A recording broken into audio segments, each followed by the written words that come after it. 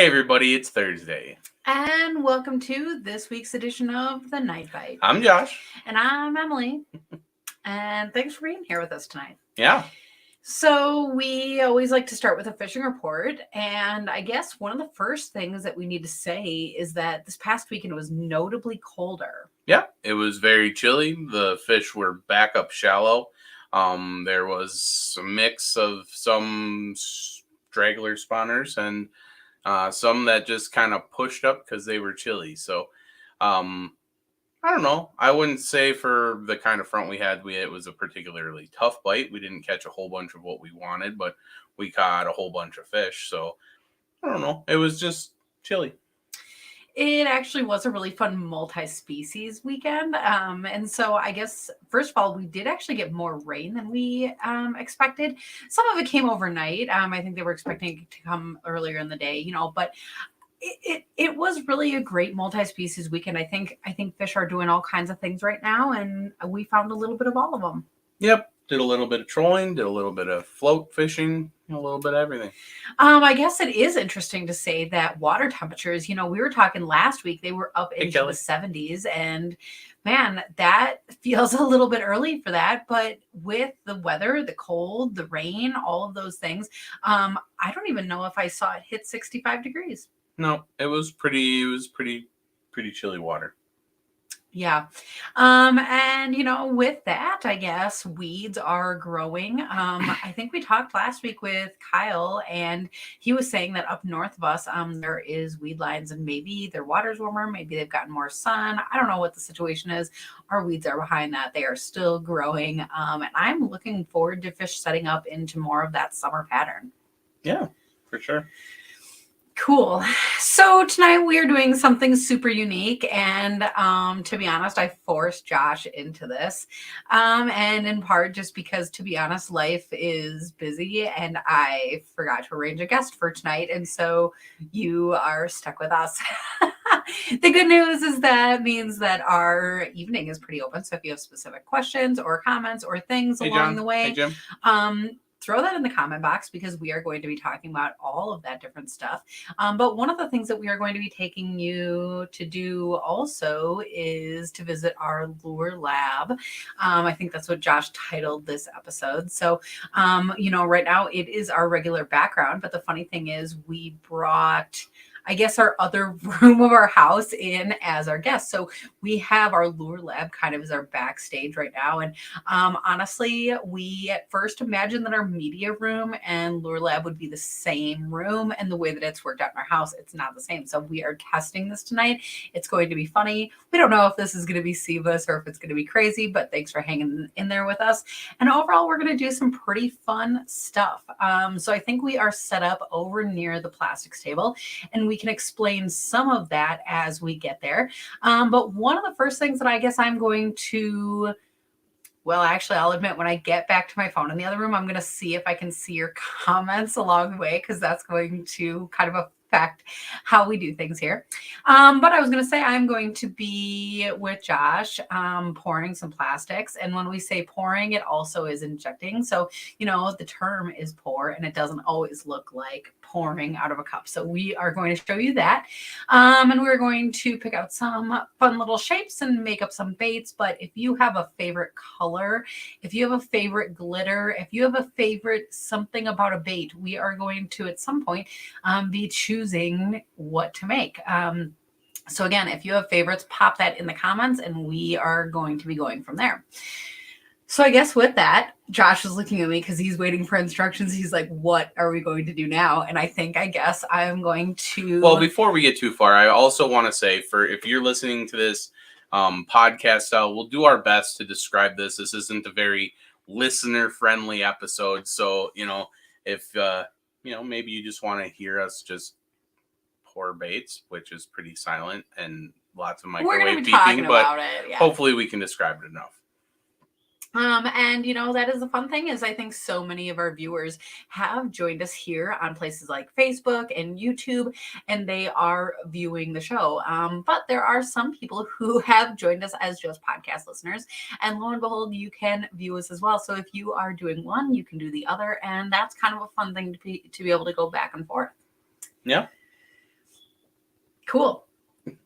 What's up? Why are you looking at me? I'm listening in our other room to see. I could hear us still talking on that phone, so I think there's a little bit of a lag. So that's going to be cool. When I get there, I'm going to start checking things out.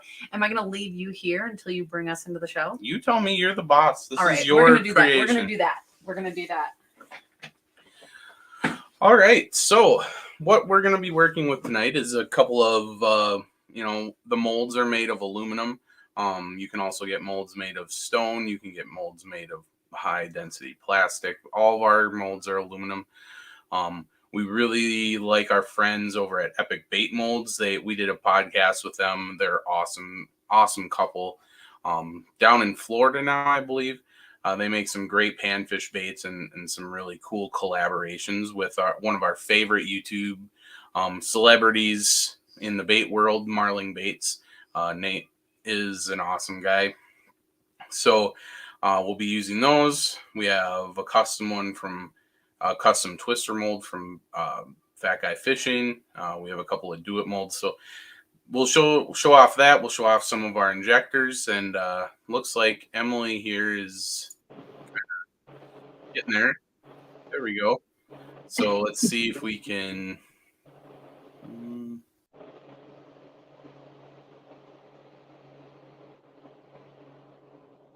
Oh my goodness, I can actually see comments here. This is actually great. Can you hear me okay? Oh, that's funny. I'm talking to Josh and he's probably walking to see me now. So if you can hear me at home, I guess let me know. Give me a thumbs up or something. Oh, Jay, thank you so much. I appreciate that a lot. We are going to, well, I guess first welcome you to the plastics table. So you can see behind us that there is kind of other fun stuff in this room, and we will be taking you through that, I guess, on a different day. Behind us is all of the lead pouring. So if you like jigs and all of that kind of stuff, that's that. But here today we are with plastics. In front of me, we do have a microwave because that is one of the things that you have to do is heat up the main ingredient called plastisol. You can also see that there is a fan in the window. I don't know, as far as vent situations, Josh is like, this is never going to work because they won't be able to see us. I guess that's our own banner that's in the way. That's funny. But that fan in the window, you do really want venting for situations like this, for creating baits, because there are fumes that are given off. Now, we are using a brand of plastic. Is this light? Can I pick this up? This is kind of heavy.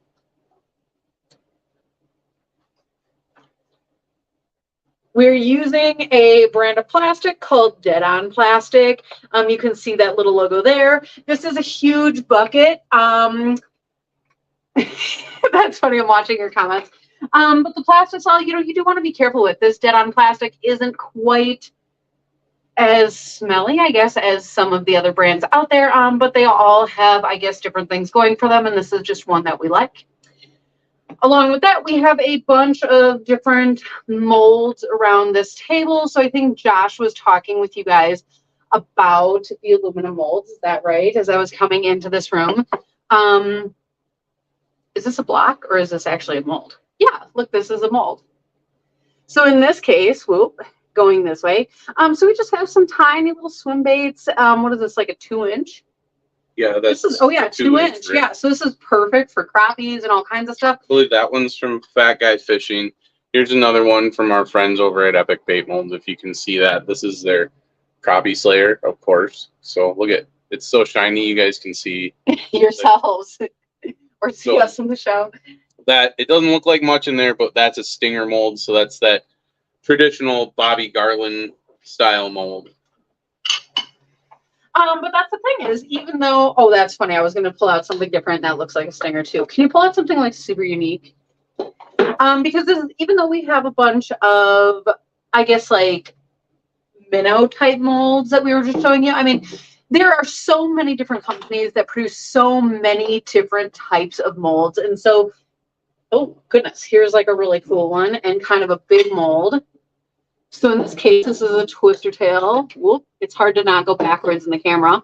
So you can kind of see in that shine of the light there. And it is a traditional body shape, but it does have kind of a very fiery tail. In addition to, I guess that's still a minnow plastic, isn't that funny? But I mean, you can find crayfish, you can find bugs, you can find all those different shapes, crappies and bass, and oh yeah, this is a great one. Ooh.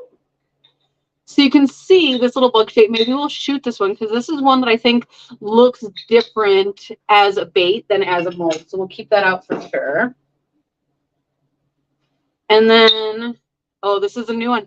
So we were just talking about epic bait molds. And this is a very buggy shape. It kind of swims like a minnow. Maybe it looks like a mayfly. I don't know. Maybe that's what makes that good to use this time of the year. Because if fish are eating minnows or if fish are eating bugs, maybe it could be either. So we're going to pull some of these to the side. And as you're noticing, I'm like pulling these open. So what we are going to be doing is actually, I guess, injecting this into the different molds using this injector. So what we have here, I guess I can even put it together the rest of the way. We have this device here. It looks kind of like a plunger. Goes out, goes in. If I had it oiled up even a little bit more, I could probably go even a little bit faster or smoother. But the point is not to inject fast. The point is to get the right temperature and I guess go the right pace. So if that makes sense.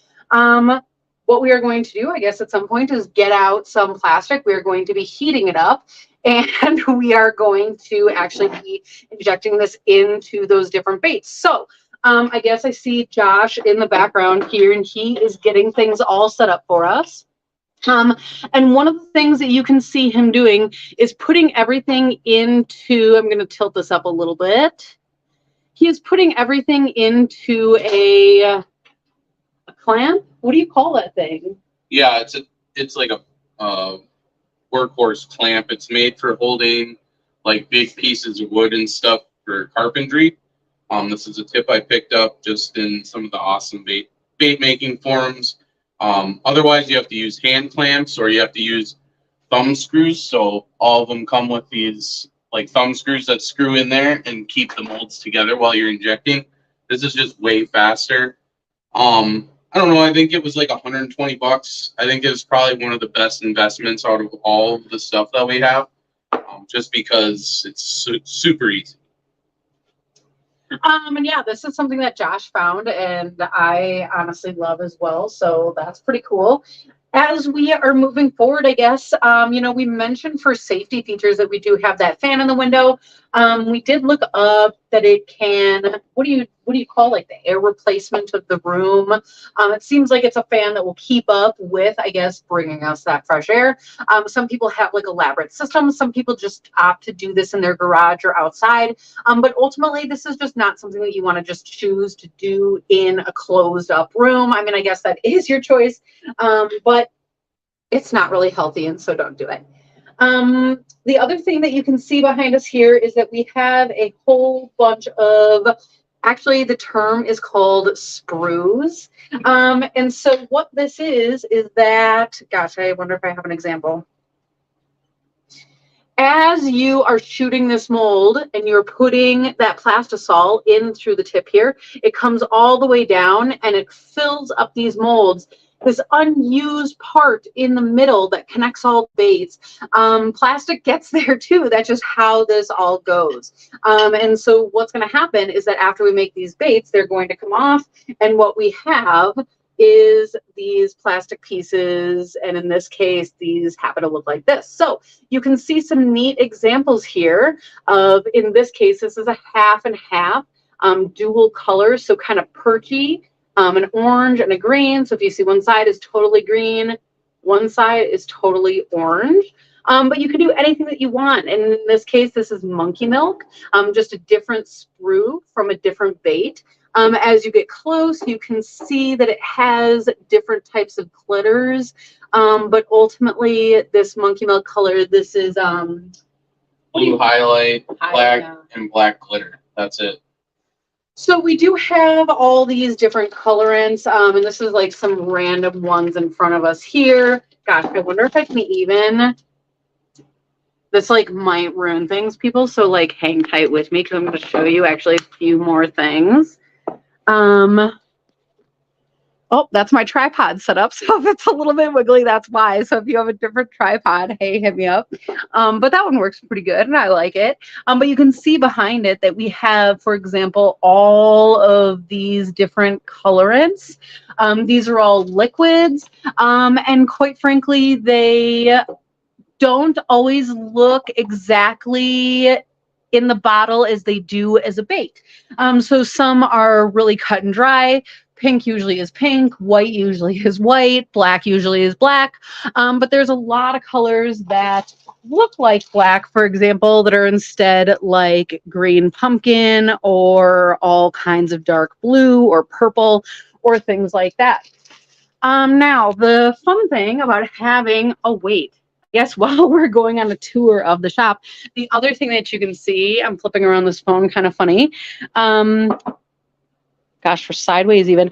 But we have an array of glitters that would make any crafter jealous. So if your wife is out there and she loves crafting, if you love crafting, this might be a great crossover activity because we get to use this, you know, for making baits or anything else in the world. So when we are saying in the beginning of the show, like we are looking for plastic colors, we're looking for bait colors, like what is your favorite?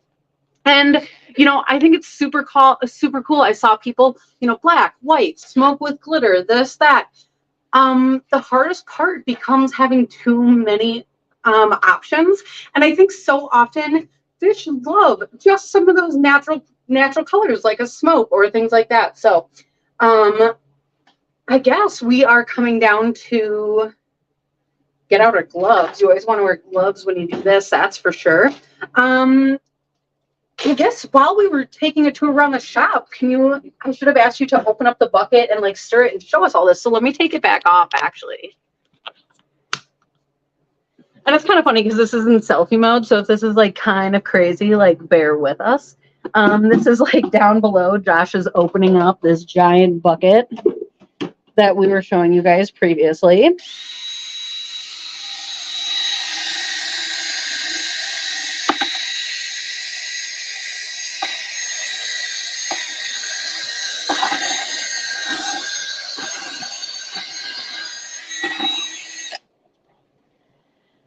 That's probably pretty loud for you guys. Josh is saying that to me too.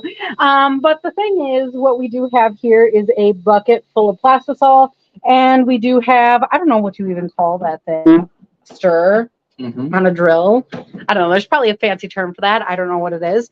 But ultimately, that is the plastisol that we are going to be turning into baits. So, Josh already get out some measuring cups for me, which is actually super awesome. And yeah, you want to measure me up some plastic? Perfect. Goodness. So what we have here is well, just a little bit more than a cup worth of plastisol. And as you can see, it is a milky white. So this is brand new. This is fresh.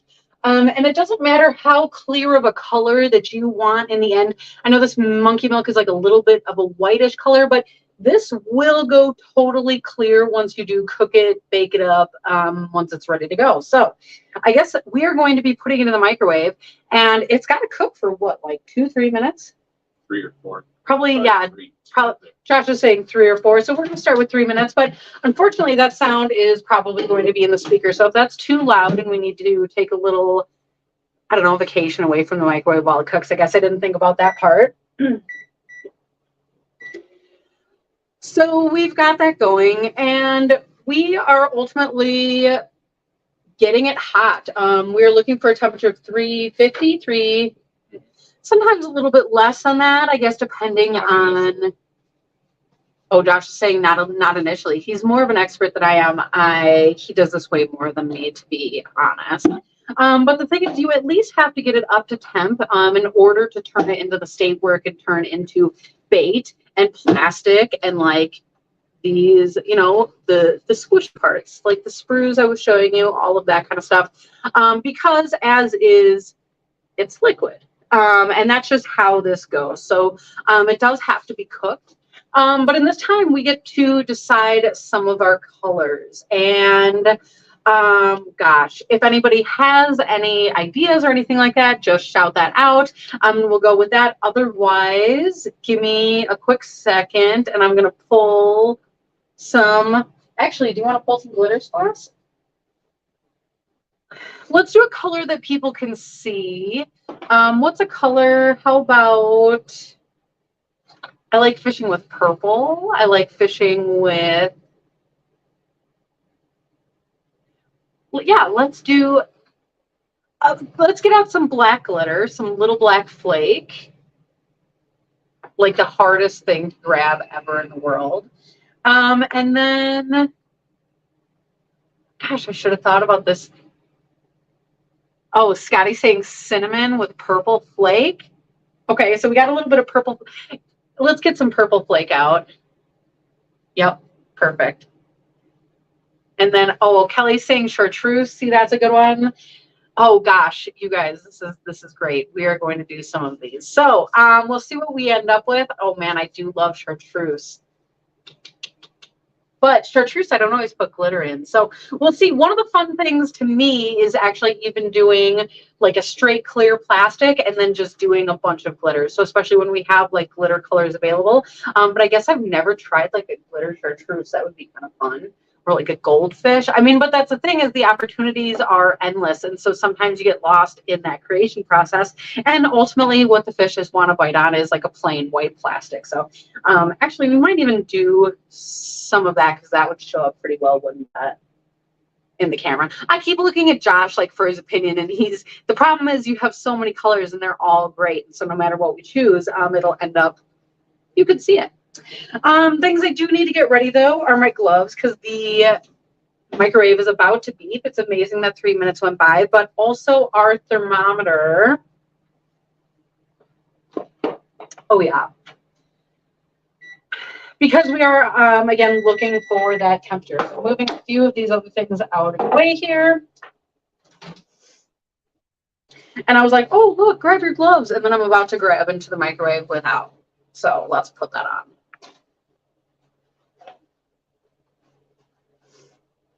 It is so easy in the bait making process, I mean, to skip the glove step. And it is kind of annoying. You want to have that dexterity to be able to do things and move around. But quite frankly, there are so many people that have gotten bad burns.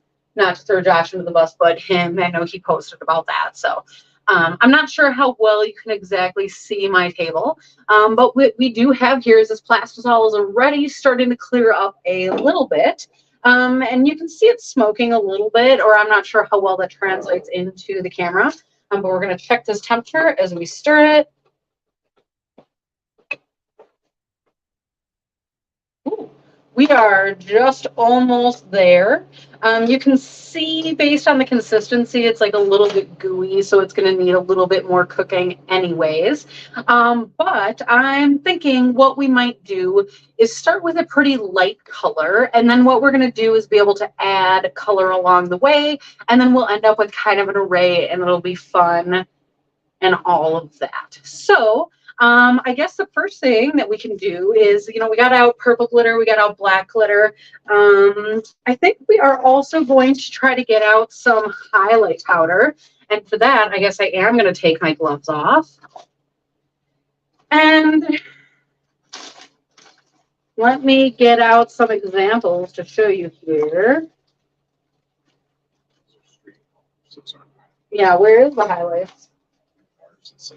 Oh, gracious. So what I'm looking at is like we have a bag full of these powdered colorants. Sometimes people use these for like soaps or candles or I don't know, other fun things, but you can use them for baits. And then the highlight powders are like immediately in front of my face. Josh is pointing out. So there's a green highlight, gold highlight, red highlight, violet highlight. Josh is saying the highlight's not going to show on camera, but that's okay. We'll just do our best and then we'll add color along the way. I mean, that's the fun about bait making is, I don't know, this just sounds like a usable color for me. So we'll start here and go from here. Adding in, how hot is this? So we can show you. Adding in some purple glitter. And this honestly is like, to some extent, a guess. Some people get super specific with colors and amounts and measuring and all of that. If you are a bait maker and you're doing this for other people, especially, you want a repeatable pattern. If you can create a recipe, that's great. But it's hard to replicate in, I guess, small amounts. So we do have like teeny tiny little measuring spoons. This one actually says pinch, so if a recipe says a pinch, you can use this. But I mean, we just use this for baits because you use about that much and see how it goes from there. Now I can tell from looking at this that the purple is actually super cool. It's nice and dark. It's really holographic. I'm going to add a little bit more just based on my eye that I'm looking at. But I think I also want a second tone of purple glitter, so hang tight.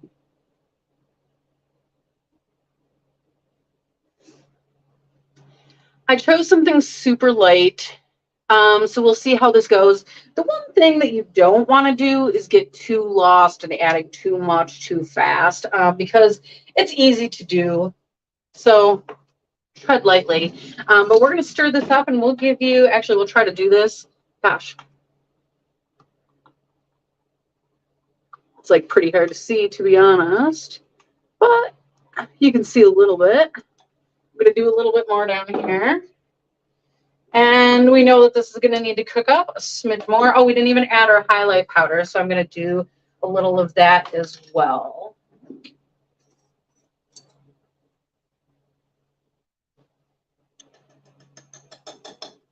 Think I need more than that?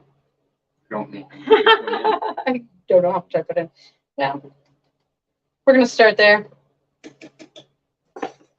Just try it.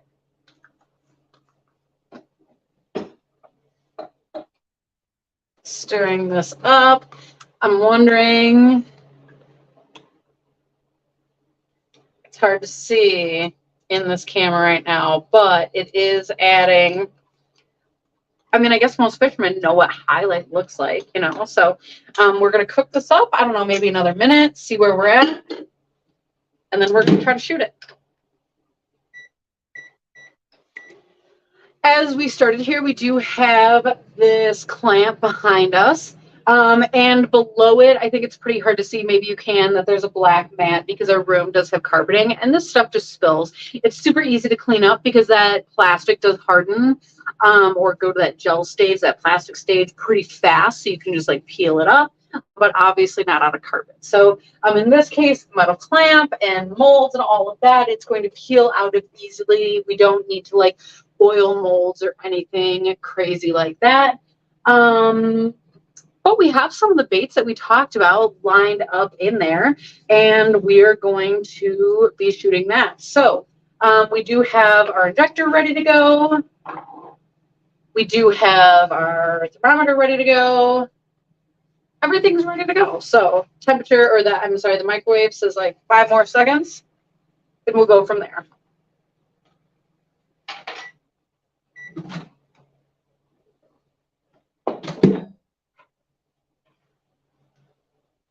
If I can move this way, now you can at least see me a little bit. I know it's a little bit far for you, but you can see these different steps.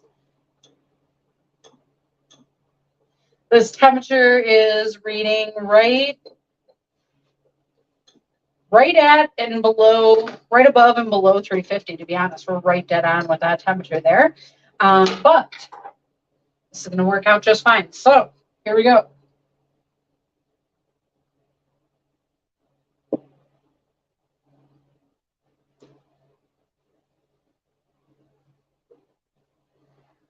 As I'm putting this in here, what you want to do is hold a little bit of pressure. But you're not like shoving in too hard, because you really can put too much plastic in and do what they call flash the mold. And that just honestly is, I don't know, putting too much in and it all squishes out. So That was a big mold. You can see a little bit more went in. Last one here. That must have been a really tiny one. I feel like nothing went in. I'm not in there. Oh, maybe my plastic's getting hard. Oh, maybe that's the end of my mold. We'll see. We'll see how all this went. That last one might not have shot, to be honest. We'll see. Got to give them just about a minute or two to cool down. The funny thing about it is because we are down here, you know, our molds stay pretty cool, and they cool down pretty fast. So let's see. I always forget how to release this thing now. Release. Oh, release. Okay, so what we do have here is we'll take these out.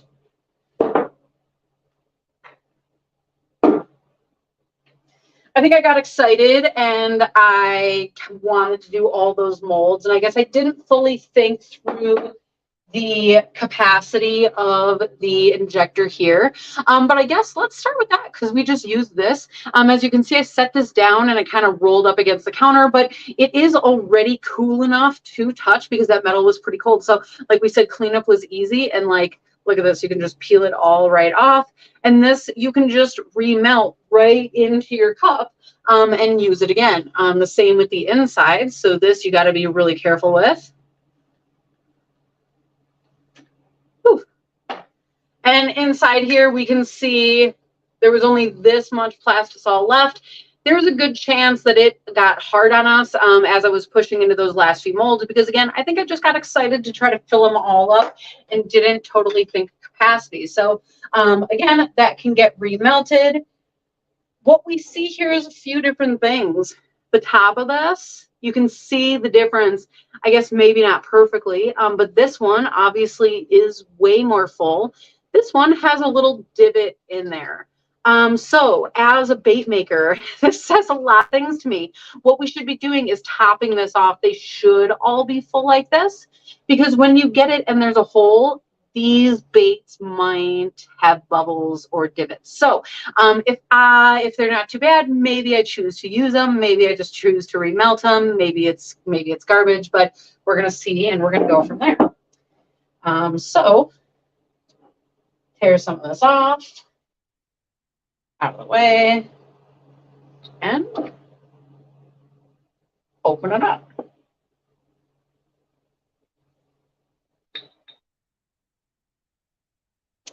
Goodness, we watch bait makers online and I'm always like, oh, people love to see when you open it, and then it like turns into a mess. And so we're going to try to show you this, I guess, a little bit nicer here. And this is a really fun one to have opened in the first place. You know, we were talking to Epic Bait Molds recently, and this is one of their molds. I think they call this the dish shaker. And so you can see on one side that metal mold, and then you can see on the other side the plastic that came out of it. So let's take one out. Here are all of those baits, and as you can see, it is pretty clear. To be honest, I could have used way more highlight, but again, that's something that you get to control, and I think that fish will eat this just fine.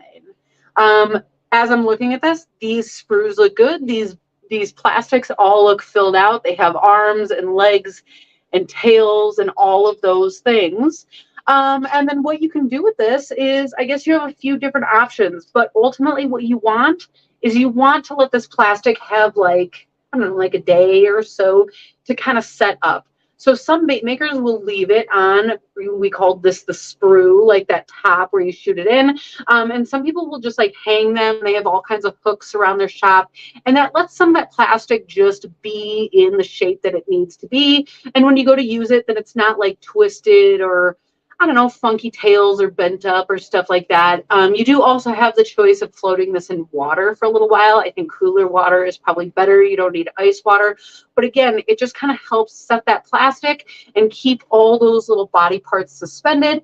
And so when you go to use it, it is in a good mobile condition for a bait. Now, we talked about our plastic here being dead on plastic. We use this right out of the bucket. Bait makers out there, when you talk about, I don't know, these small companies, oh, go to a small company, don't buy it from the big box store. Part of the reason is because the plastic that gets used, you can choose the hardness, the softness, all those different things, and it affects the overall action of the bait. I just caught these in the light, honestly, and the highlight powder like reflects just right. I thought there wasn't enough, but I think in the sunshine, fish are going to have their eyes caught just like I did. So we are going to put this one to the side. We're going to open a few more, and then we are going to, I don't know, see what's next, I guess. I'm going to use the counter behind me just to lay some out. We can look at them a little bit closer at the end, all the different things that we came up with.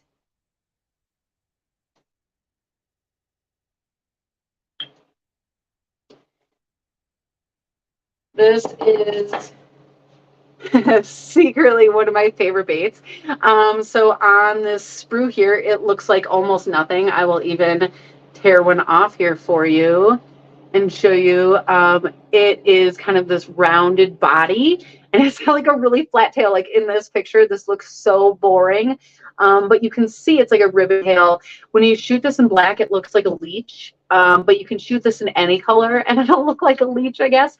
But I overall just find a lot of success with this, and so that's great.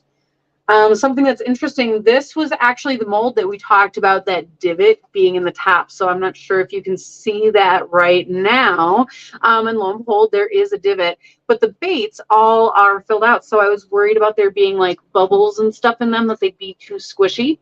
But that doesn't seem to actually be the case. So that's great. We'll put these to the side and we'll keep moving on.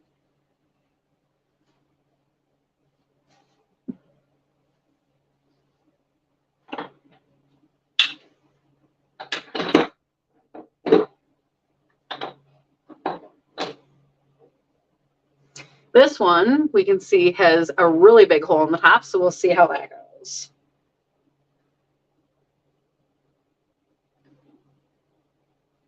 And actually this is very similar to what we just showed.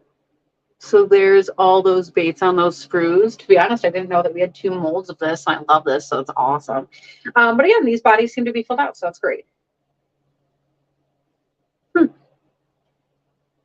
Cool. Here I am just throwing baits at Josh. How rude.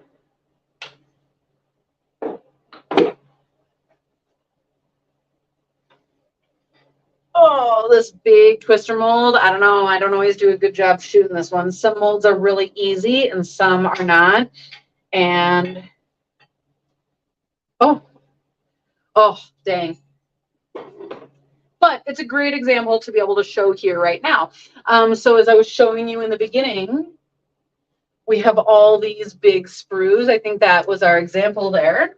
And as you can see, it probably came from this mold because it does have that big sprue in there. So we did inject it up at this top, but you can see that I was running out of plastic and I didn't get to push quite hard enough because, let me see if I can get them in there, some of those tails are just not filled out. So I don't know, like if I'm not being picky, this one over here, like, could I use this? Absolutely. Would I sell this as a bait maker? No way. So, I mean, I guess that's the thing that you get to choose as you're doing this. But let's see one of these from this other side. So, like, right here, that just simply won't have the same action. So sometimes it's just good to know when to call it quits. And oh, actually, there's a few good ones here. So I might actually save 1 or 2 of this. That one's like perfect. And so out of all of these, you know, you obviously hope for more than one perfect one. You know, that's kind of unfortunate. But I guess that's also kind of user error. And I kind of knew this going in. So I guess 3 is still a bonus. Keep these. 4. Yeah. Keep those, and then we'll remelt the rest.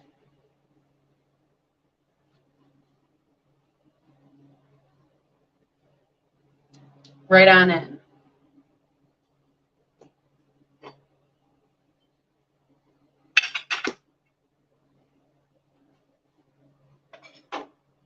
See if any plastic at all made into this last. Oh, No, not even. Look, we dried up.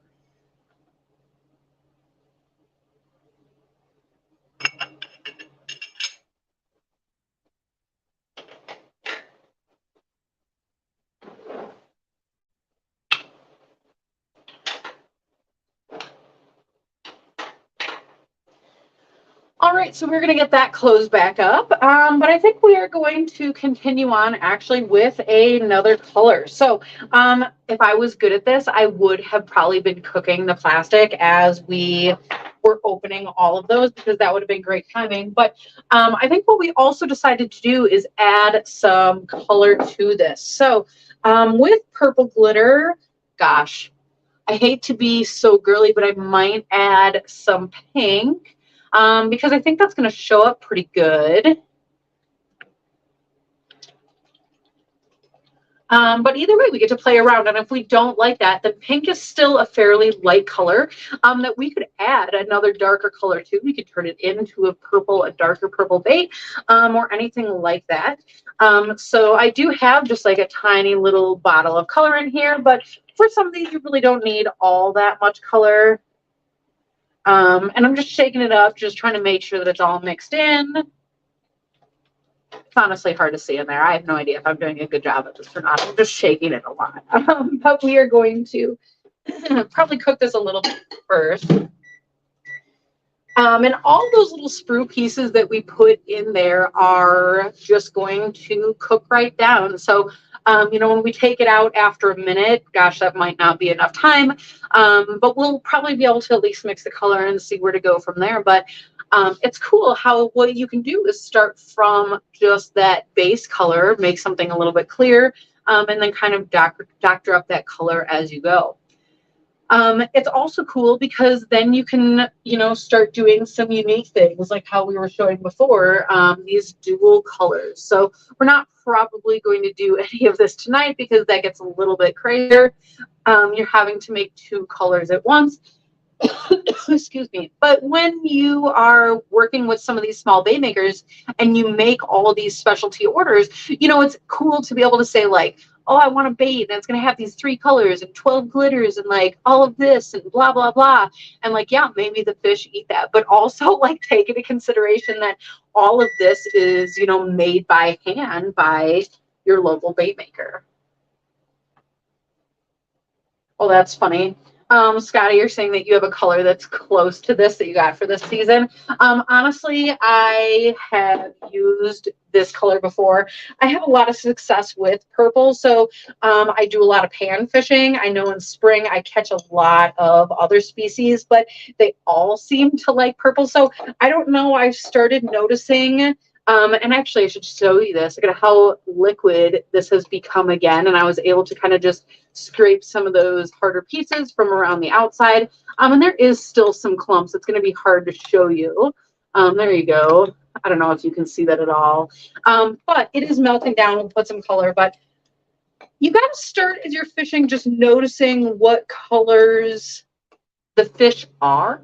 In your local waterways, sometimes bluegills really have that brown hue. Sometimes they really are blue. Sometimes they're purple. Sometimes they're orange. Sometimes there's something else. I feel like I've listed every color, but I think that's the cool thing about a bait maker is then you get to choose which version of that is going to be effective in the water that you fish. No idea how much of this to do. So we're just going to guess and mix and go from there.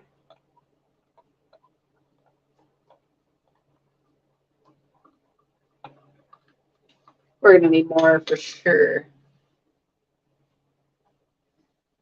Squished in a good amount this time, so.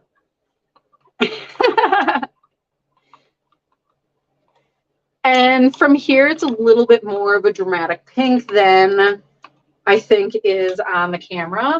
Gosh, I might even do a little bit more though.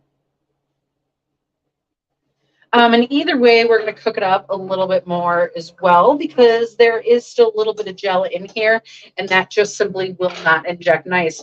You got to think about when you're making these baits,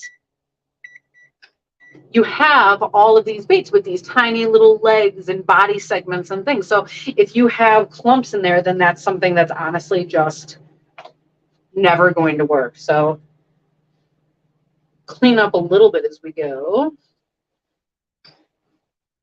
That pink was kind of squishing out.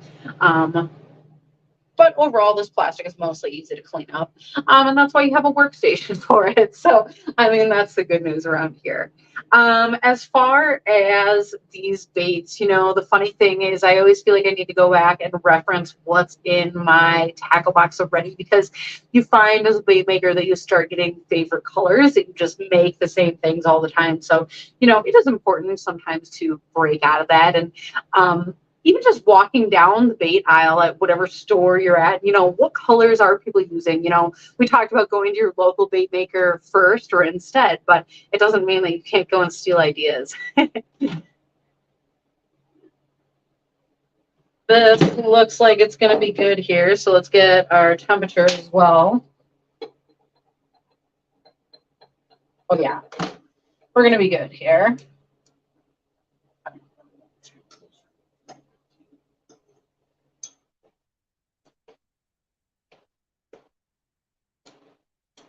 Josh is telling me I want to shoot a little bit less of a temperature, and I would definitely agree. Mixing in just some of the plastic from the sides because it is hot enough to melt. So when you have those tiny little bits, you can just kind of peel them up as you go, mix them right in. As long as they're melting up, that's great. You do hear sometimes bait makers talking, especially people online, about having to degas the plastic. If you have plastic with a lot of moisture, moisture is one of the things that will. What do you think? Up on the block. Oh. It's like a little non-slip mat back here, but I bet you can see it better too when it's on the black thing. You'll hear bait makers talking about having to degas the plastic. A lot of that gas comes from water and moisture. So right now, I don't know if we're just lucky that it's not so bad, or some bait makers, they seem to have it bad. Around here, I don't know, it's not so bad, so we're not. I'm going to come on this side because I imagine that you can still see me and hopefully still hear me, but mix this up one more time. Sometimes the plastic or the glitter does sink a little bit, so make sure it's suspended nice.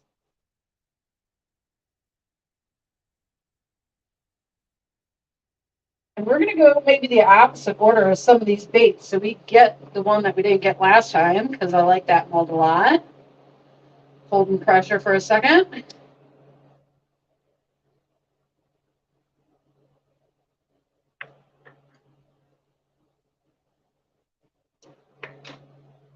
The last time we talked about running out of plastic and that I would have topped off the screws, so that's what that looks like. These look like they're going to be good. I'll try this one. I don't think I'm going to make it.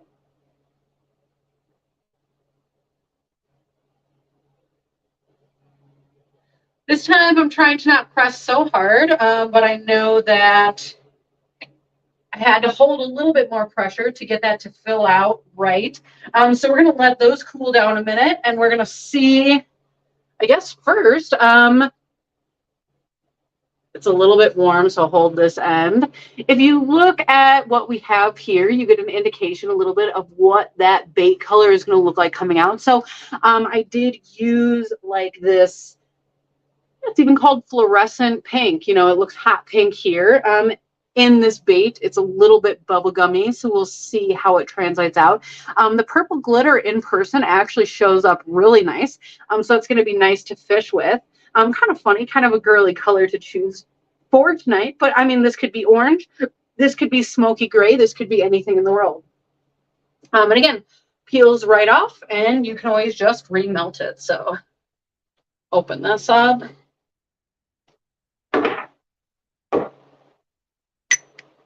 And you can see we had about that much left in there, but you won't always get every last drop because some of it just starts to harden along the way. That's just something that happens as you make the baits.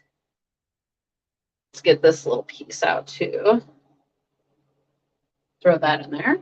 And then we can let that cool down a little bit as we open up some of our baits back here. So Josh showed me how to do this last time. I feel like I still don't know how to do it. It's like a everything involved.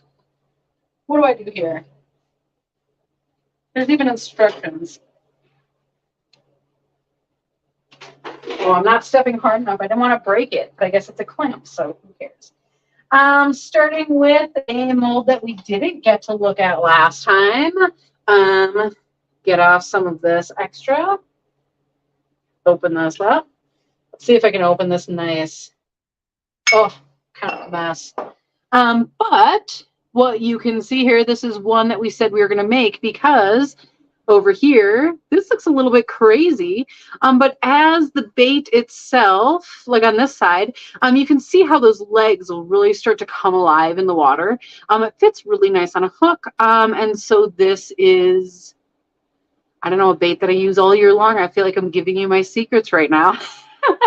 Jay's asking, where's Josh? He is right here. Actually, he's doing a lot of behind the scenes stuff for me. I don't know, he probably could fit here.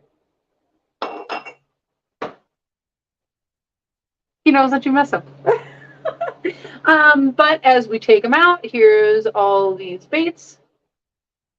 And that's kind of a fun thing to be able to take out. Just a nice mold there. Josh is putting everything together for us on a board so that we can kind of look at it all together at the end.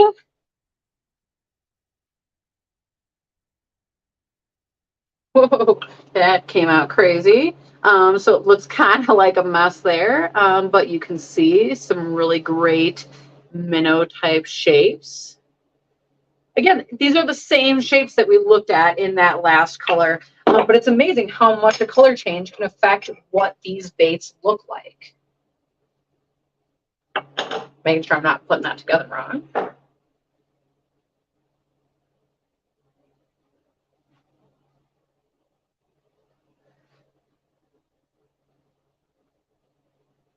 Actually, I said I should do this last time. Let's actually get this together.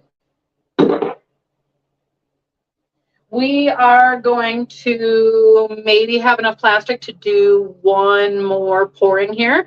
So we're going to make it an even darker color, probably purple or something like that.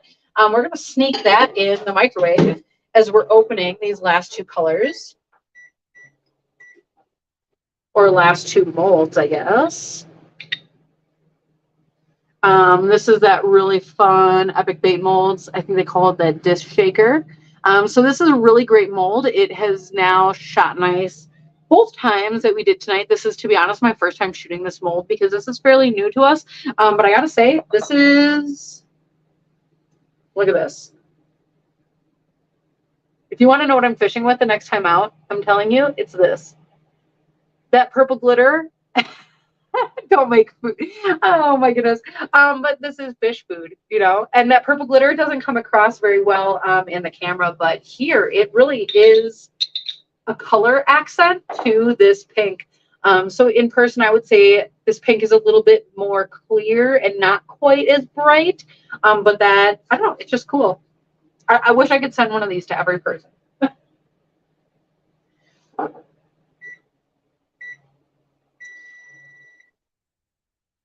Let's see if I can do it this way. That's fun.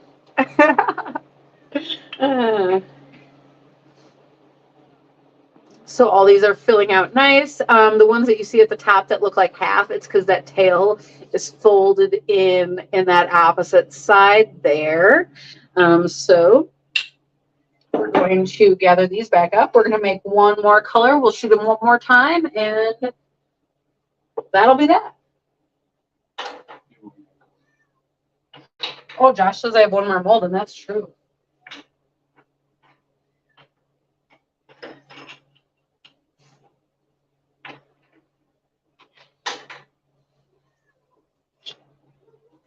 Let's see if this one turned out this time. Last time, it wasn't quite.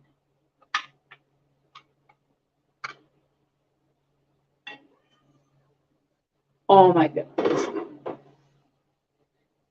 This is way better. Look at this, look at this, look at this. So we didn't perfectly top off our sprue in this, but we did hold pressure and we didn't go quite as hot. So you can see some of those baits are kind of flopped over, but otherwise you are getting those tails right complete.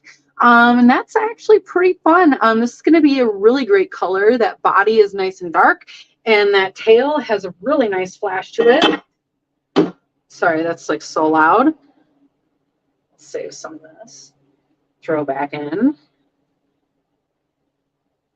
And you can almost see those tails starting to curl up here, even just in the shop. And so if you can imagine those in the water, each individual bait does have kind of a really fiery tail.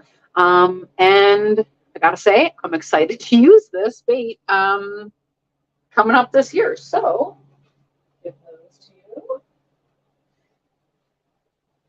Put this back together. And Jay, it is actually pretty cool. I think you are getting into like tying flies and all of that. So I know people are checking that out. But there's so many different fun fishing hobbies. I can't say that this one is like super affordable. Like you need a lot of pieces and parts. But if you're the kind of person that this is the stuff that you do, this is a lot of fun. And I would definitely recommend checking this out and trying this out. So let's get our last color rocking and rolling here. We had one more sprue to throw on in there. And mix it up.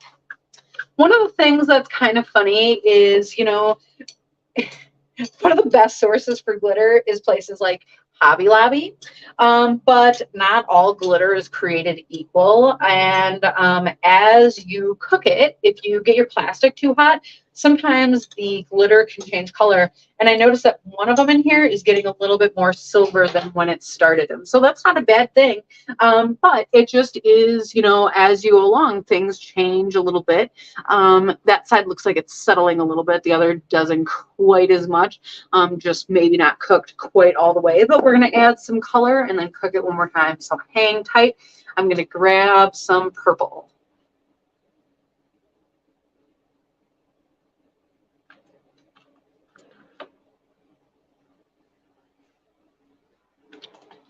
Shake this up.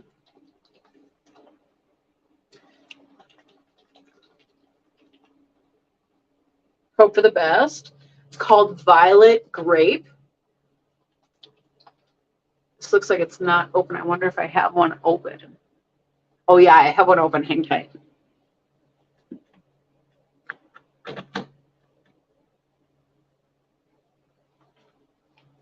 So this is actually a different brand, but it's still violet and grape. So this will be perfect. I'm not going for a very specific purple. I'm just going for purple. With these dark colors, you never know how much that color is going to change it. So with that pink, I squirted it in pretty good. But with this purple, I put just 2 drops to start to see where it goes. And I wonder if you can see, oh yeah, it's already changing just from those 2 drops. So each different colorant, I guess, reacts a little bit different. And that's why, you know, before I was saying you just got to wing it. And indeed you do. That was a lot. So now we're really purple. And to be honest, that was a little bit more than I intended. I wanted to do 1 more drop. And quite frankly, more than that came out. And sometimes that's what happens.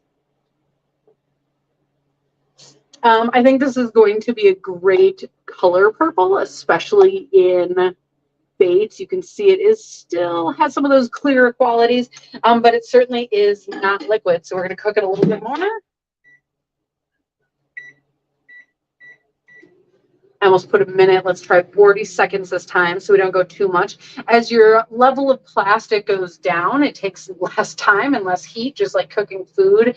It's not a very crazy science. So, you know, just going with it as you go. We got our injector ready on this side. We got thermometer ready here. Our temperature gauge. What do you call this thing? An electronic thermometer? Yeah. Oh. How do I clamp this in tight now? the lock button. I'll push it now. Here, that's it. Cool. Ready.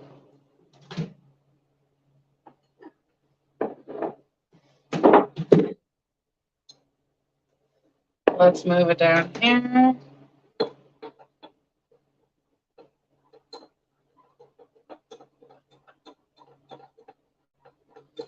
I think this is going to be just fine. So let's move down so you can see.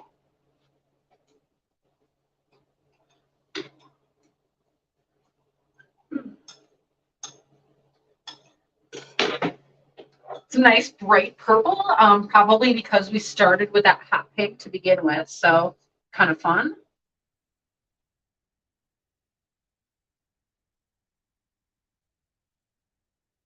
Right down to the bottom of that cup there. Oh, I put one of my molds sideways. That's what I wanted. It's okay.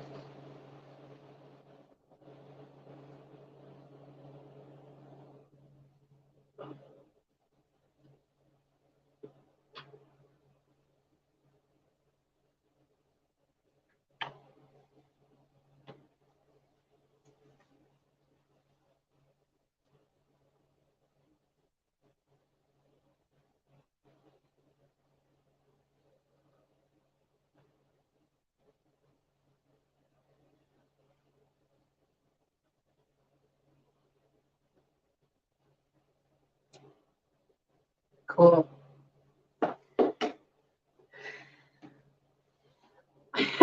That's funny. You get quiet as you're doing activities like this because you got, a little bit of focus going on. But as we, when you sleep, yeah, I don't know. That's funny, Jay. I was thinking about that earlier. But you can see on here, this is a nice color purple. To be honest, this I think is going to be a great bait color.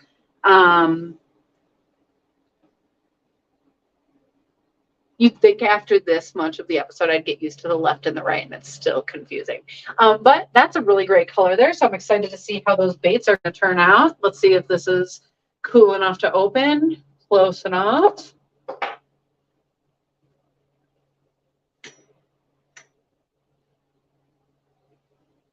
What we have here, just that little puck at the bottom. A little bit of that was still liquid, so you got to be really careful, I guess. That little one from in there, got to get that out.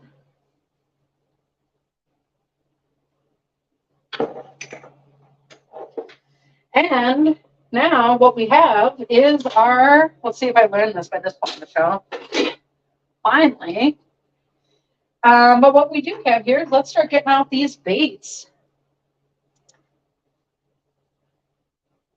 And I can tell it's not actually hot, so normally it is, but look at, there's like a little bit of jelly plastic on my skin there.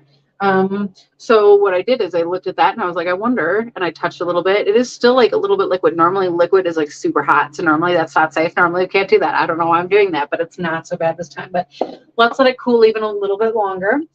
As you do go through the bait process, we started in all these molds, the metal was cold, and so they cool down really fast to begin with.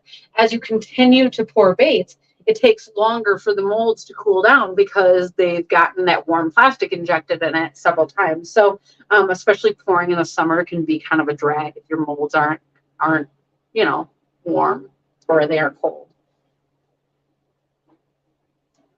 Let's see these. That's a terrible way to test them. Don't do that. If you're watching this as an instructional video, don't do that. But I think these are ready to open. So let's see if we can do this kind of for the camera. It's like not perfect or easy, but we try. Oh.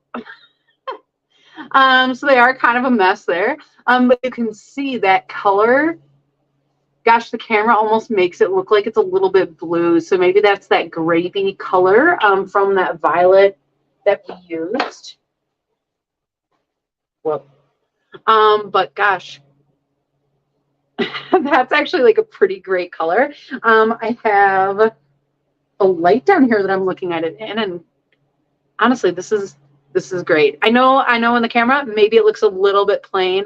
In person, the glitter now looks a little bit silver that's coming through. The purple still comes through.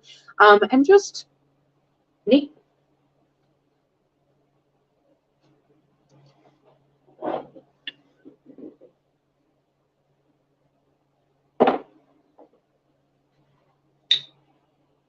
Oh, this is my favorite one to show you every time. It just looks so cool.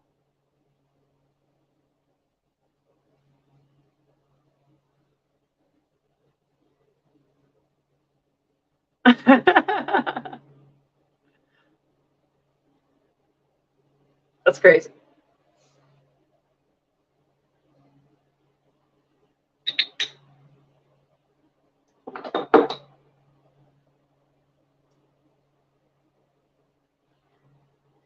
I think the other one like this we already opened, but we'll show you again. Which way is it gonna open? Oh, like that. It's on a hinge. That's kind of nice. Look at that when they stay in there. Looks. See, this is the kind of thing, this would be great with some blue glitter in it. I don't know why I keep seeing hints of blue, but to pick it up with some blue glitter would be awesome.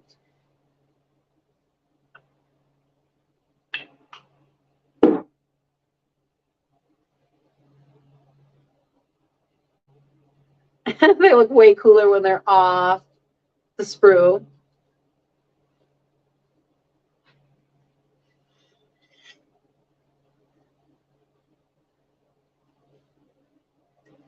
And this big one. So once we did awesome, once it didn't work out. Let's see how this goes.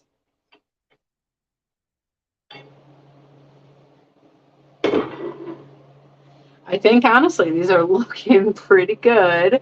You can see up top there that one, you could tell that those tails are filled in, but the rest of these, they kind of got a little bit crazy coming out of the other side of the mold. But the nice thing is that these filled out great as well.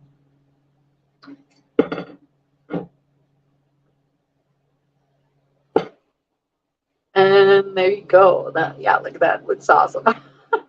Fish are gonna love that.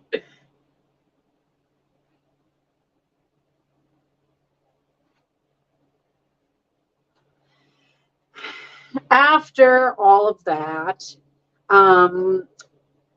there's still plastisol on this bottom. I'm not saying it's a lot. I'm not saying that you could do another full run, because you couldn't. At this point, it's pieces and parts, and it's the puddle at the bottom. But the nice thing is that you can continue to still reuse this. Combine it with other colors, do this, do that, mix more regular plastisol in, whatever you want. The sky is the limit. But the fun thing about this is that from, I don't know, just over a cup of plastisol, we were able to make a ton of baits. And I think Josh here, or has been laying them out here. So I don't want to rush up, but I was going to say, can we come look at them? Oh, you're going to give it to us. Look at this.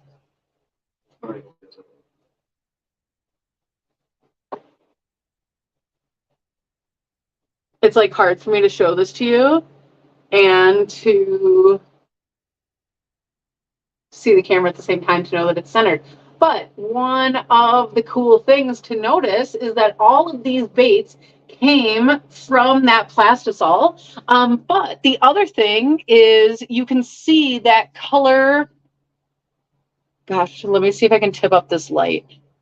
You could see how that color evolved through that time. So we started with this, gosh, I'm throwing such a shadow, but we're starting with that really clear purple glitter. It just has some highlight powder. Gosh, I almost forgot that we started with highlight powder. So that was really fun. Really nice bait. And then we were able to add that pink, and we turned it and everything over here. And that was really great. You can see all those different patterns there, and they certainly all look a little bit different in those different colors. But then we were able to add that purple and get that bottom hue. And so they're starting to kind of fall off the board. That's kind of funny. You know, but they are that plasticky, and so they just kind of hold on. But we were able to kind of control that as we went along the way. Maybe I'll try to take some closer up pictures so you can kind of see some of these different things that we made. The clarity of, I guess, these first ones, that's pretty cool, all the way down to these deep purples. Really unique, but kind of a fun thing that we just get to come down to the lure lab and work on sometimes. So we have a lot more molds than what we saw here, and there's a lot more colors than what we saw here. But really, with a hobby like this, the sky is the limit. I guess, you know, to be honest, that's it. But I feel like saying that is kind of a lame thing and a terrible end to the show. So, I mean, I guess if you guys have favorite colors, pop them in the comments. If you have questions, pop them in the comments. Jay's asking, you want to come and make plastics? You are welcome anytime. Maybe someday we'll give you a tour of the jig table behind us because we've got some really fun stuff going on there as well. Plastics, a little bit in depth, you know, there's a lot going on here. I guess maybe it doesn't seem like it when you walk through slow, but jigs are even easier, and something that, you know, you can get involved in on various levels depending on how much you want to get immersed in the hobby. So yeah, if people have questions about doing this, I can't say that I'm like a perfect expert, but certainly we were successful in what we did here tonight. So feel free to drop your questions or come and ask us or all of that kind of stuff. Or if, I don't know, if anything, just, you know, pop that in the question or in the comments, and we'll try to do those things. As far as next week, to be honest, I don't have a plan yet. But if you guys had fun with kind of these tutorials, we might do, I don't know, others of these when we don't have different guests on the show. And I don't know, I guess I'm waiting for Josh to pop up. Where is he at? Right here. Oh, that's what I was waiting to happen this whole time. That's so funny. So we are in different rooms now, and that's pretty crazy. But I mean, I guess this is normally when we thank our guest, but I guess I have to thank Josh for, you know, being so, you were doing so much work behind the scenes through all of this.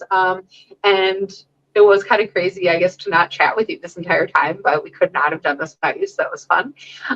Jay's saying the man and the legend. If I was by the computer right now, I would flash that on the screen, but I don't have that mouse, so please flash that on the screen for yourself. Yeah. But either way, for those of you who are at home, thank you guys for joining us, because you guys are always a huge part of the fun. And as always, I guess we're looking forward to seeing you on next week's edition of The Night Bite. Night, everybody.